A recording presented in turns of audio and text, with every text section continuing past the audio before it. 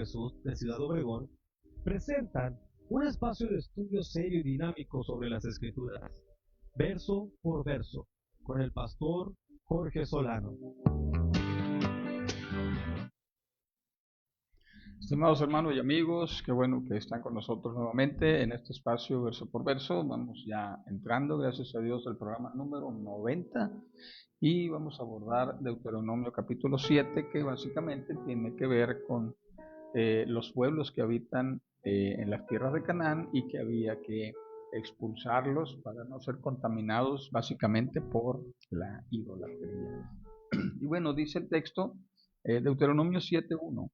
Cuando Jehová tu Dios te haya introducido en la tierra a la que vas a entrar para tomarla, y haya expulsado de delante de ti a muchas naciones, y luego enumera 7, al Eteo, al Gergeseo, al Amorreo, al Cananeo, al Fariseo, al Heveo y al Jebuseo, 7 naciones mayores y más poderosas que tú, y Jehová tu Dios te las haya entregado y las hayas derrotado, las destruirás del todo.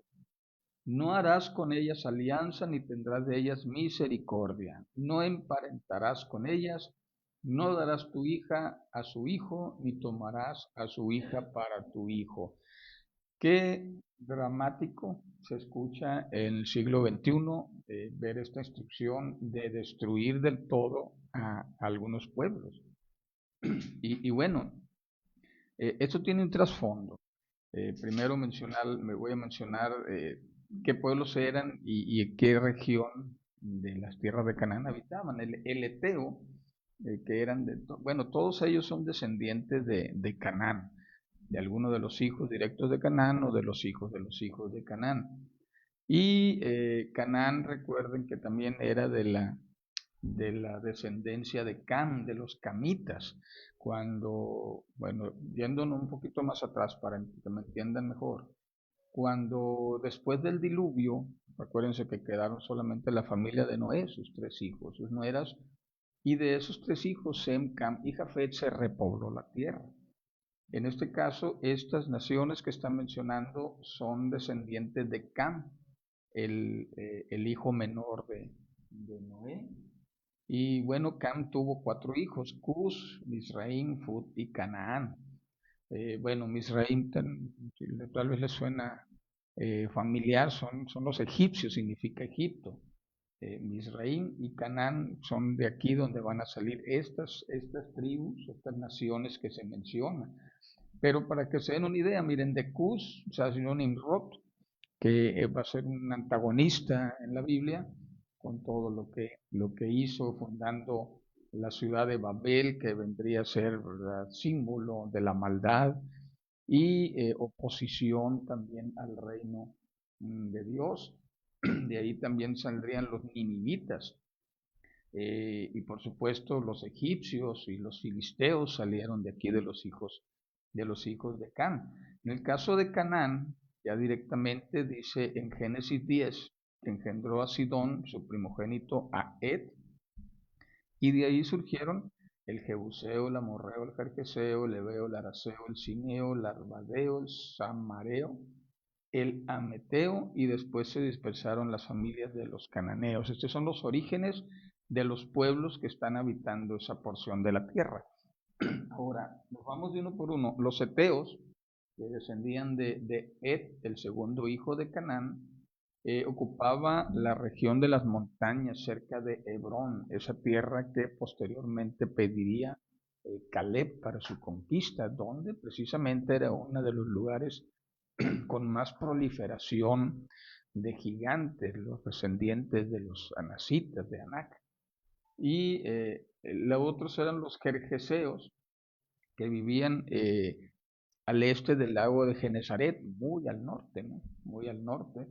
Eh, por otro lado están los amorreos, que era el cuarto hijo de Canaán, y ellos ocupaban el territorio de los moabitas, donde precisamente estaban ellos asentados, esperando las instrucciones para entrar a la tierra prometida, las llanuras de Moab, que ha sido el lugar donde se han desarrollado los últimos acontecimientos del libro de Números y todo esto de Deuteronomio.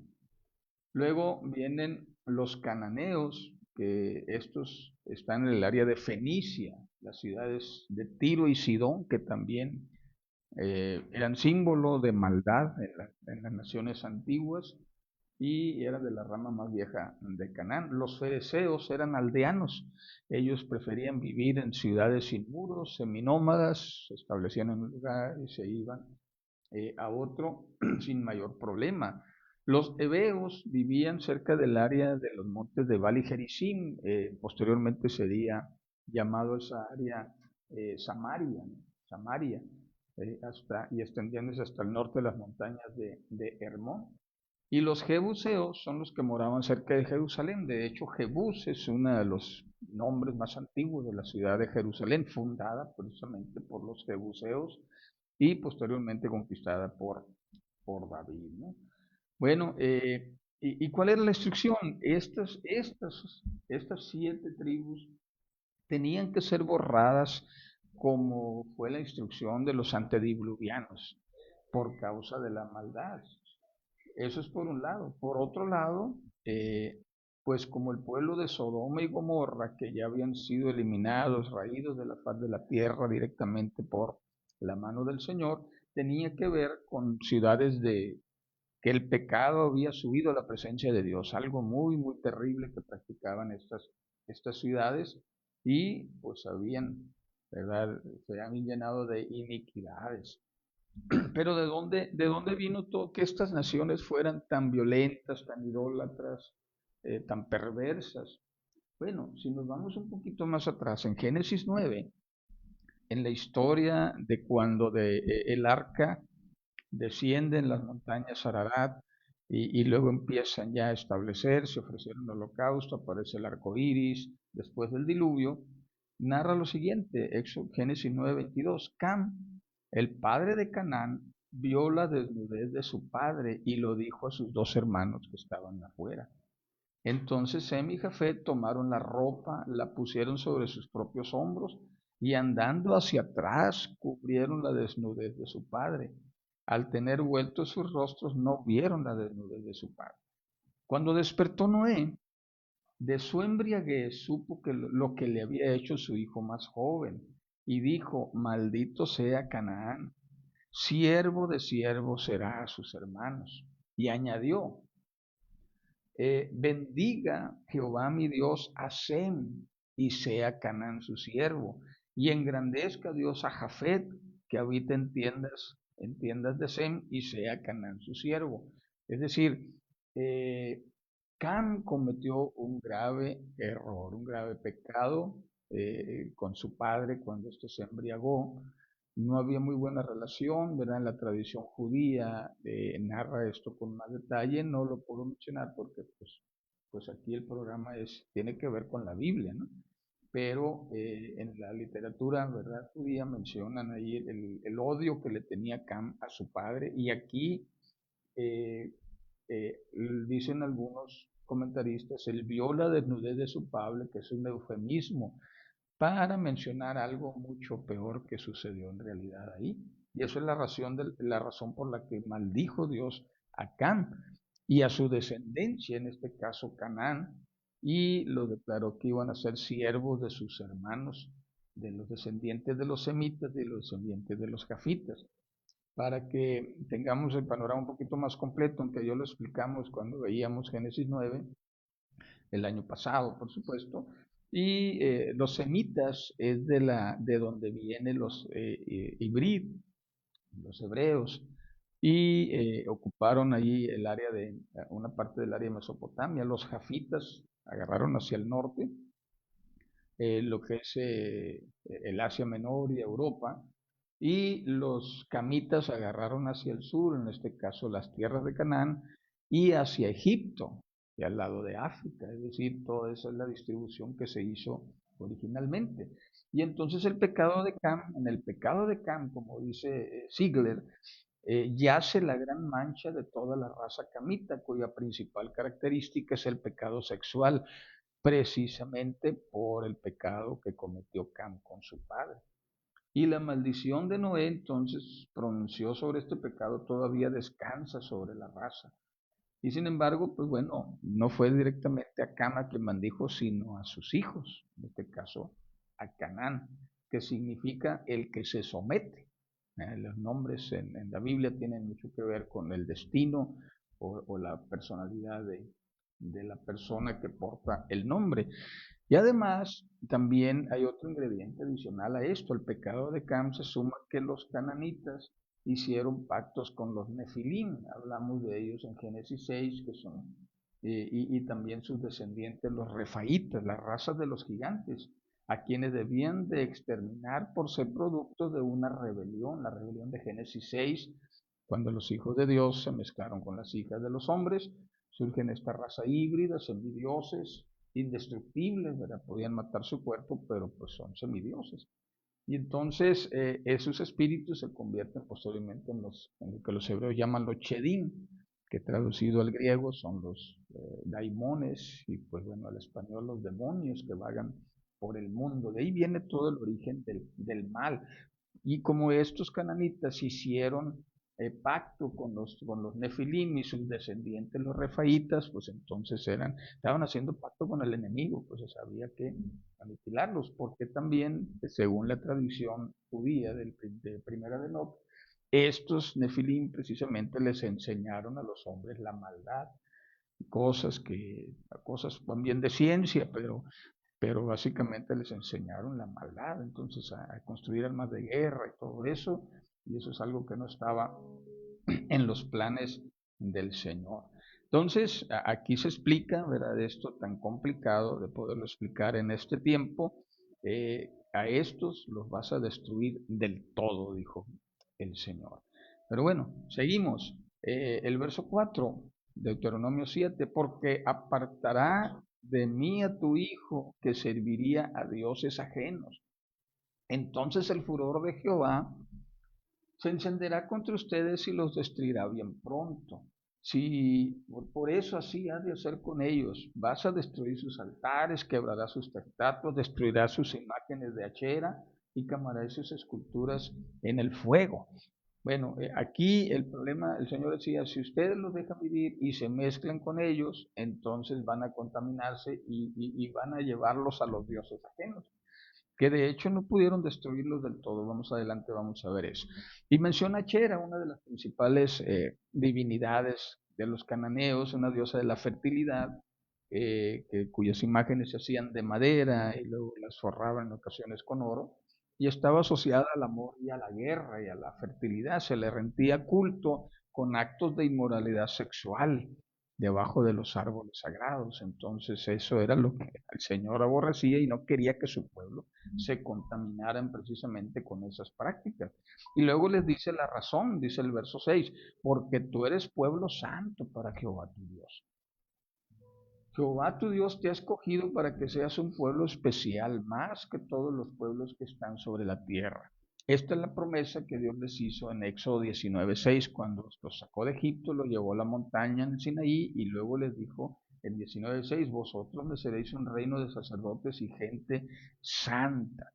Esta es la fundamental razón de lo que había que apartarse de todos estas prácticas pecaminosas. Y el verso 7, no por ser ustedes los más numerosos de los pueblos ha querido Jehová y los ha escogido, porque ustedes eran el más insignificante de todos los pueblos.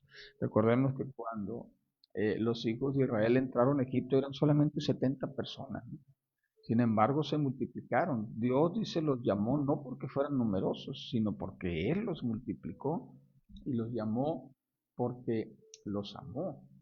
Dice, sino porque Jehová los amó y quiso guardar el juramento que hizo a sus padres. Por eso los ha sacado Jehová con mano poderosa, por eso los ha rescatado de la servidumbre de manos de Faraón, rey de Egipto. Es decir, Dios amó a Israel no por sus habilidades o recursos, sino simplemente porque los amó y había dado promesa a sus padres y ahora la estaba cumpliendo. El verso 9, conoce pues que Jehová tu Dios es Dios, Dios fiel, que guarda el pacto y la misericordia de los que le aman y guardan sus mandamientos hasta por 1000 generaciones. Y empieza ya a describir la naturaleza de este Dios que les amaba, la fidelidad. Y él espera también de su pueblo fidelidad. No vayas en pos de dioses ajenos, dice el primer mandamiento, yo soy Jehová tu Dios. no hay Dios fuera de mí, no vayas en pos de dioses ajenos, yo soy fiel contigo, lo menos que puedo esperar de ti es fidelidad, como una relación matrimonial, ¿verdad? Se es fiel y se espera de la pareja fidelidad. Y aquí también pone de relieve otra de las características de la misericordia de Dios. Dice, la misericordia trasciende a 1000 generaciones, contrario a la maldición que trasciende solamente hasta 4.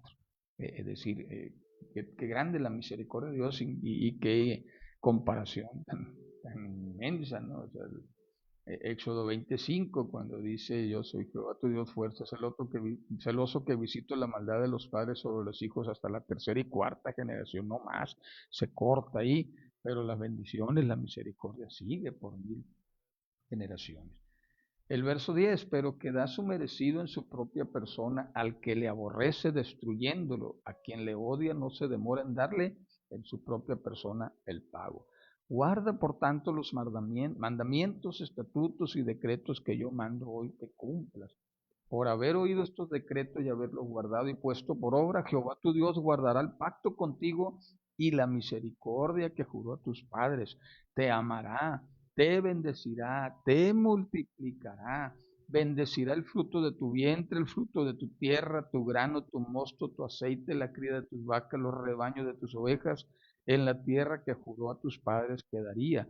Esta bendición de Dios es integral, abarca todas las áreas de la vida y se va a repetir en Deuteronomio 8, Deuteronomio 18 y va a estar constantemente Moisés repitiéndole de parte de Dios que el Señor va a bendecir todo lo que poseen. Y verso 14, bendito seas, bendito serás más que todos los pueblos. No habrá en ti hombre ni mujer estéril ni en tus ganados. Apartará Jehová de ti toda enfermedad y ninguna de las malas plagas de Egipto que tú conoces hará caer sobre ti, sino que las hará caer sobre todos los que te aborrecen. Las 10 plagas, recordemos los 10 azotes contra Egipto y los dioses de Egipto, nada de eso iba a caer sobre el pueblo de Israel porque tenía la protección divina. Verso 16, destruirás a todos los pueblos que Jehová tu Dios te entrega, no tendrás piedad de ellos ni servirás a sus dioses porque eso te va a servir de tropiezo. Si dices en tu corazón, estas naciones son mucho más numerosas que yo, ¿cómo las podré exterminar? No les tengas temor. Acuérdate viendo de lo que hizo Jehová tu Dios con el faraón y con todo Egipto. Los hechos portentosos del pasado nos ayudan a confiar en el presente que Dios estará de nuestro lado. De las grandes pruebas que vieron tus ojos, de las señales y milagros y de la mano poderosa y el brazo extendido con que Jehová tu Dios te sacó. Así hará Jehová tu Dios con todos los pueblos en cuya presencia tú tengas. También enviará Jehová tu Dios, avispas contra ellos hasta que perezcan los que queden y los que se hayan escondido de tu presencia.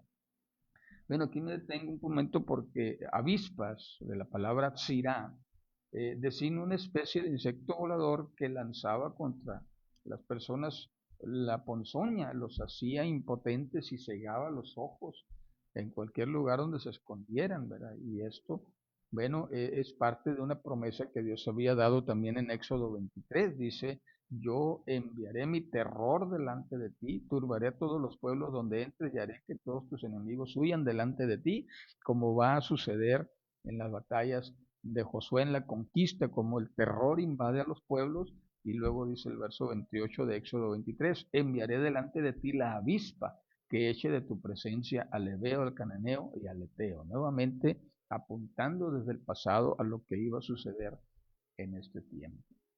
Verso 21, no desmayes delante de ellos porque Jehová tu Dios está en medio de ti, Dios grande y temible. Jehová tu Dios irá expulsando a estas naciones de delante de ti poco a poco. Aquí está una clave. Poco a poco no podrás acabar con ellas enseguida para que las fieras del campo no se multipliquen contra ti. Bueno, Dios es poderoso para destruirlos en un chistar de dedos a todos sus enemigos. Pero si eso fuese así, los cadáveres de los enemigos iban a traer plagas, iban a traer multiplicación de las fieras salvajes, una invasión, ¿verdad?, de todos esos animales peligrosos. Así es que Esto mal sería evitado con una conquista progresiva para que el pueblo de Israel fuera ocupando paulatinamente, derrotando pueblo por pueblo, aldea por aldea, teniendo control de todo, incluso el entorno y la flora y la fauna del lugar. Verso 23, pero Jehová tu Dios las entregará delante de ti, les causará grandes destrozos hasta que sean destruidas. Él entregará sus reyes en tus manos y tú borrarás sus nombres de debajo del cielo. Nadie se podrá resistir hasta que los destruyas. Permítame un segundo. Y luego viene la última parte de este pasaje donde dice, quemarás las esculturas de sus dioses en el fuego. No codiciarás la plata ni el oro que las recubren, ni los tomarás para ti, no sea que tropieces por ello, pues es una abominación para Jehová tu Dios. No llevarás ninguna cosa abominable a tu casa para que no seas anatema. Del todo la aborrecerás y la abominarás porque es anatema. ¿A qué se refiere esto? Bueno, los ídolos estaban hechos de diferentes materiales, ¿no? Los egipcios los construían de lapislazo, ¿verdad? Esas piedras celestiales, otros de roca, otros de madera, de barro. En el caso de Achera, que la hacían exclusivamente de madera, pero luego las recubrían de oro. Pero la instrucción de Dios es, no codicien ese oro con el que forraron sus ídolos, ya prácticamente está maldito, había que destruirlos junto con el ídolo, todo, porque pues eso estaba dedicado a otros dioses, ¿no? Ya estaba contaminado. Y como la idea es de que fuera una nación santa, pues entonces habría que destruirlo. Y esto apunta al acontecimiento que va a suceder en la conquista, en el libro de Josué, cuando precisamente uno de los soldados toma del anatema, de lo que Dios ya había declarado aquí en Deuteronomio, que no deberían de tomar el oro de los ídolos, y los toma y los esconde, y al fin de cuentas, pues provoca que el pueblo de Israel sea derrotado en la próxima conquista, en la ciudad de Hur. Eh, y entonces, porque desobedecen a este mandamiento, cuando ya Dios se los estaba diciendo, tiene que ver con la idolatría. Todo lo que huele a idolatría tiene que ser deshecho totalmente. No se puede, no es reciclable los materiales dedicados a los ídolos. Había que destruirlos totalmente. Por eso dice, no los vayas a codiciar. No codicies la plata y el oro que los recubras, ni los tomes para ti, para que no seas tropiezo por ello, porque eso es abominación. ¿Y qué tenemos entonces en este relato de Deuteronomio 7, familia? Bueno, instrucciones concretas de a qué pueblos se van a enfrentar, cuál es el trasfondo de estos pueblos, la idolatría, la violencia. Recuerden que los descendientes de los Nefilín y los Refaitas eran hombres violentos, entonces ellos hacían culto a la violencia, los cultos que hacían a sus dioses, ofreciendo niños como Moloch, niños recién nacidos en sacrificio, en el fuego, las sacerdotisas prostituyéndose, queriendo agradar de esa manera a sus dioses. Eran naciones depravadas, pues no eran así como peritas en dulce, que había que respetarlas, había que aniquilarlos, habían hecho alianza con los enemigos del Señor, y esa es la razón de su destino de exterminio.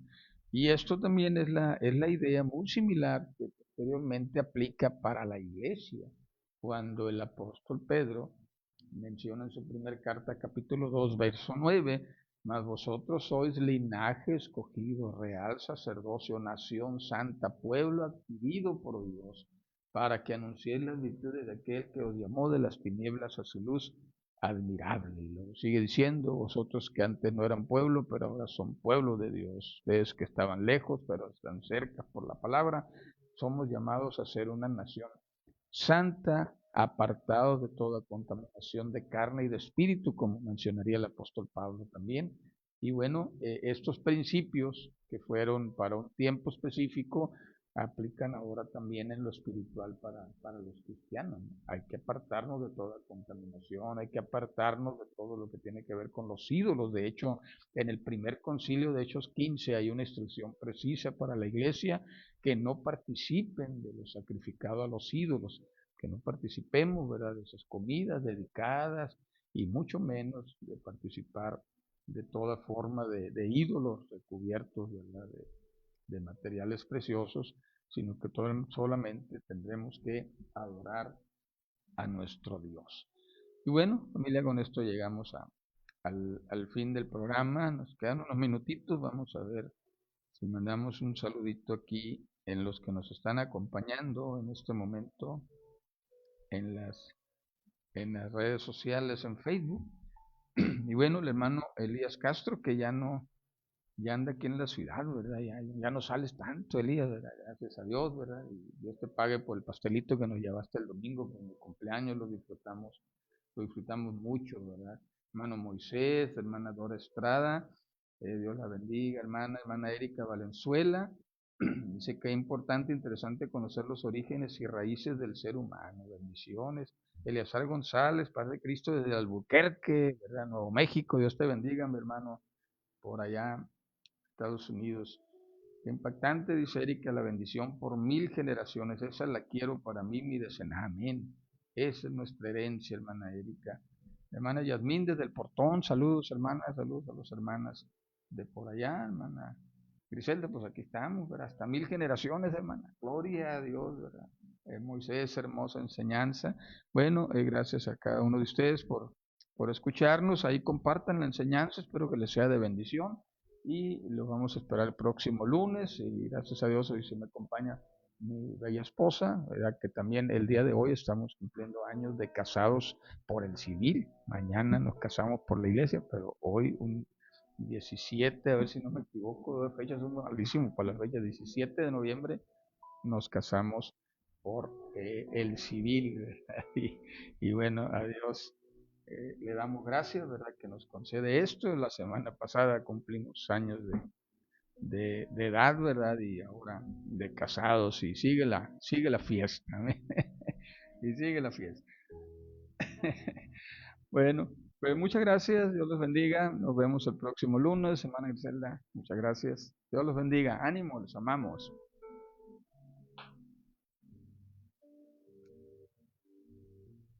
Gracias por escuchar Verso por Verso.